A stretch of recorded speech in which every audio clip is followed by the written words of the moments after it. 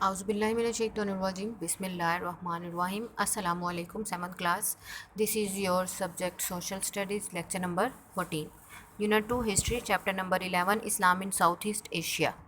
Today we will solve the exercise question answers as we have completed the reading in the previous lecture. Okay. Exercise question answer number 1. How did Islam spread to Southeast Asia and when? Islam Southeast Asia में किस तरह से फैला और कब? Islam was spread to Southeast Asia by the Muslims merchants and traders of Arabia and India. Islam south East Asia के इलाके में मुसलमान ताजरों के साथ ज़रिए आया जो कि अरेबिया और इंडिया अरब और इंडिया के थे।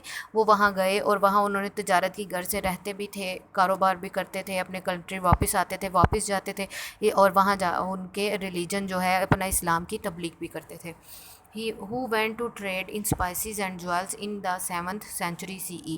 ठीक है, देखिए 7th century 7वीं सदी में ये स्पाइसेस और ज्वेल्स जवाहरात के लिए जो थी तजारत के लिए वहाँ जाते थे।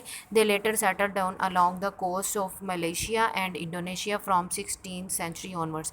और उसके बाद 16th सेंचुरी में पहले तो चंद देखते ना, आहिस्ता आहिस्ता आहिस्ता आहिस्ता बढ़ते गए, ट्रेड बढ़ती गई। फिर जब 16वीं सदी आई, बहुत 100 साल के बाद की बात है कि वो मलेशिया के पास जो कोस्टल एरियाज़ थे और इंडिया के पास जो कोस्टल एरियाज़ थे वहाँ बाकायदा सेटल हो गए, अपने घर बना लिए, अपने इलाके आबाद किए।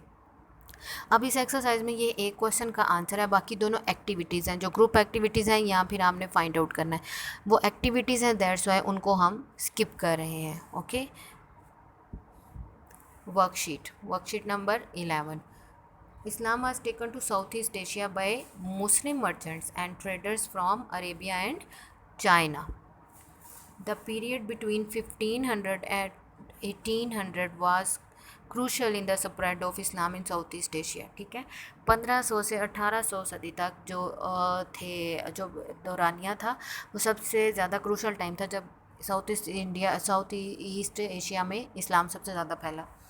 इस्लाम was established on the rich island of Java by the year dash.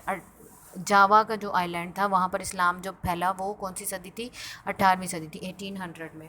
Dash has the largest number of Muslim compared to any other country in the world. सबसे ज़्यादा मुस्लिम्स किस कंट्री में मौजूद है? इंडोनेशिया में। The Aceh kingdom was known as golden age. Aceh kingdom जो है उसको गोल्डन एज कहा जाता है, सुनहरी दौर। इन द 17th सेंचुरी, 17वीं सदी का। In Central Asia, the dash was the focal place for the spread of Islam in the region. Central Asia में कौन सा मेन सेंटर था जहाँ से इस्लाम फैला? खैनट ऑफ बुहारा के इलाके से। Name 3 non Muslim countries of South East Asia which have large Muslim population and state their percentage. 3 countries जहाँ पर मुस्लिम पॉपुलेशन ज़्यादा क्वांटिटी में है और उनकी परसेंटेज वो यहाँ पर क्वांटिटी बतानी है आपने। India 13.4%, China 1.5% and Indonesia 222.8 million. इस वीडियो को यहीं पे आप पॉज करेंगे। इस वर्कशीट का आप अपनी नोटबुक पे होमवर्क करेंगे।